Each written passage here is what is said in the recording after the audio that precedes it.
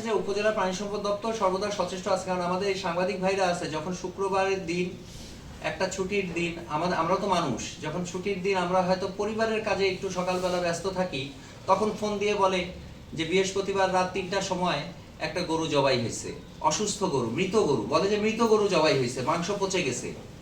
এখন শুক্রবারের দিন ভাই, আমারও তো পরিবার, আমি তো মানুষ আছে, আমারও তো পরিবার আছে। ওনারা যে কাজটা করতেছে ভুল করতেছে না, কারণ এটা জনস্বার্থের সঙ্গে সবাই জড়িত। আমরা জনস্বাস্থ্য এবং জনস্বার্থ এর সঙ্গে আমরা সবাই জড়িত।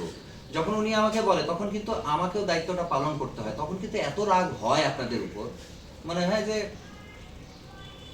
করার কিছু নাই তো, কারণ শুক্রবারের দিনটা আপনাদের কারণে আমার শেষ হয়ে গেল। সারাটা সপ্তাহ দেখেন এই যে সবাই আমরা কাজকর্ম ফেলে দিয়ে কাজ করতেছি।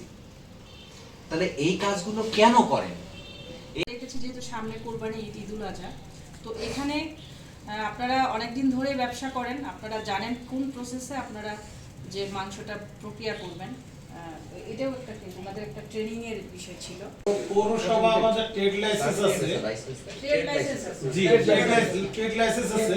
আর একটা কথা হচ্ছে দাদা, পশু জবাই করবেন, কিন্তু সেই পশু জবাইটা করার আগে পশুটা জবাই করা যাবে কিনা, সেটা সুস্থ কিনা, সেটা ভক্ষণ যোগ্য কিনা, এর জন্য উপজেলা প্রাণী সম্পদ দপ্তরের কর্তৃক নিয়োজিত দোকান কোনো হবে না, দোকানের বাজারের মধ্যে সব জিনিস বাজারে পাওয়া যাবে, রাস্তাঘাটে দোকান দরকার নেই।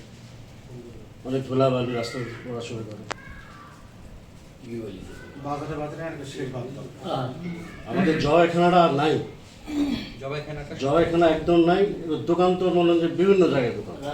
আমাদের কাটলাতেও কিন্তু এই সমস্যাটা আছে, এটা কিন্তু একদম জটিল।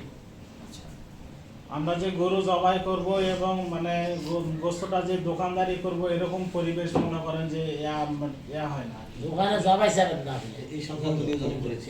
অবশ্যই সেটার ব্যবস্থা থাকবে, গাড়ি আসবে, ধুয়ে দিবে, বজ্র নিয়ে যাবে। আপনারাও একটু সচেষ্ট থাকবেন, কোথাও যদি যাইতে না পারে তাহলে আমাদের সঙ্গে বা ওই পৌরসভার যে নিযুক্ত লোক আছে বা যে মালিকের বাসায় আপনারা কাজটা করলেন, সেই মালিককে অনুরোধ করবেন যে ময়লাগুলো আমি সব গুছাই দিয়ে গেলাম, আপনি ওকে ইয়ে করে ফেলাবেন। আমাদের সবার দায়িত্ব, যেহেতু কুরবানি ঈদের আপনারাই এই কুরবানির কাজে নিয়োজিত থাকবেন, তাই না?